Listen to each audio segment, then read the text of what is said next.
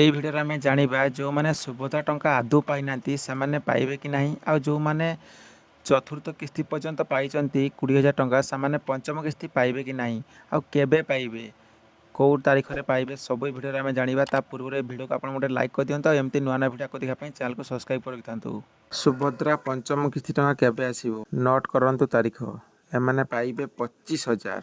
ରାଜ୍ୟ ସରକାରଙ୍କ ସୁଭଦ୍ରା ଯୋଜନାରେ ଚତୁର୍ଥ କିସ୍ତି ଟଙ୍କା ହିତାଧିକାରୀଙ୍କ ଖାତାକୁ ଆସିସାରିଛି। 4ଟି କିସ୍ତିର ମୋଟ 20,000 ଟଙ୍କା ପାଇସାରିଛନ୍ତି 1 କୋଟିରୁ ଅଧିକ ହିତାଧିକାରୀ। ଏବେ ପଞ୍ଚମ କିସ୍ତିକୁ ଅପେକ୍ଷା କରିଛନ୍ତି ମହିଳା। ଆସନ୍ତା ଅଗଷ୍ଟ 28 ତାରିଖ ରାକ୍ଷୀ ପୂର୍ଣ୍ଣିମା ଅବସରରେ ସୁଭଦ୍ରା ଯୋଜନାର ପଞ୍ଚମ କିସ୍ତି ବିତରଣକୁ ସୁଚାରୁ ରୂପେ ସମ୍ପୂର୍ଣ୍ଣ କରିବା ଉଦ୍ଦେଶ୍ୟରେ ଉପମୁଖ୍ୟମନ୍ତ୍ରୀଙ୍କ ଅଧ୍ୟକ୍ଷତାରେ ଏକ ଉଚ୍ଚସ୍ତରୀୟ ପ୍ରତିଶ୍ରୁତି ସୀମା ବୈଠକ ହୋଇସାରିଛି। ଏବେ ପ୍ରଶ୍ନ ଆସୁଛି, କେଉଁମାନେ ପାଇବେ ସୁଭଦ୍ରା ଟଙ୍କା?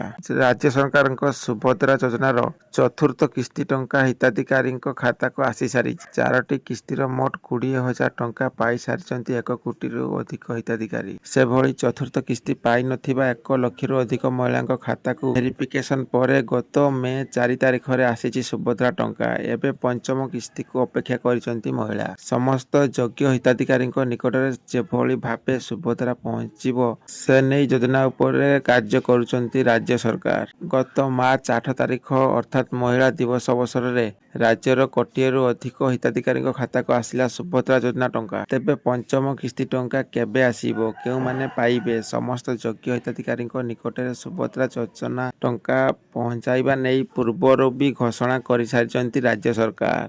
ବର୍ଷକୁ 2ଟି କିସ୍ତିରେ ସୁଭଦ୍ରା ଟଙ୍କା ପଠାଉଛନ୍ତି ରାଜ୍ୟ ସରକାର। ଗୋଟିଏ କିସ୍ତି ମହିଳା ଦିବସ ଓ ଅନ୍ୟଟି ରାକ୍ଷୀ ପୂର୍ଣ୍ଣିମା ଦିନ ଆସୁଛି। ତେବେ ଆସନ୍ତା ରାକ୍ଷୀ ପୂର୍ଣ୍ଣିମାରେ ସୁଭଦ୍ରା ଯୋଜନାରେ ପଞ୍ଚମ କିସ୍ତି ଟଙ୍କା ଖାତାକୁ ଆସିବ। ଏବେ ପ୍ରଶ୍ନ ଆସୁଛି, ଯେଉଁମାନେ ଆଦୌ ପାଇନାହାନ୍ତି ସେମାନଙ୍କୁ କେବେ ମିଳିବ ଟଙ୍କା? ନୂଆକରି ଆବେଦନ କରିଥିବା ମହିଳା ଏକାବେଳେ 5ଟି କିସ୍ତିର 25,000 ଟଙ୍କା ପାଇବେ। ମହିଳା ଦିବସରେ ମିଳିଥିଲା ଚତୁର୍ଥ କିସ୍ତି ଟଙ୍କା। ସରକାରଙ୍କ ସୂଚନାନୁସାରେ ଯେଉଁ ହିତାଧିକାରୀମାନେ ପୂର୍ବରୁ କୌଣସି କିସ୍ତି ପାଇନଥିଲେ ଏବଂ ପରେ ଯୋଗ୍ୟ ବିବେଚିତ ହୋଇଛନ୍ତି ସେମାନଙ୍କୁ ସମସ୍ତ କିସ୍ତିର ଅର୍ଥ ଏକାଥରେ ପ୍ରଦାନ କରାଯିବ।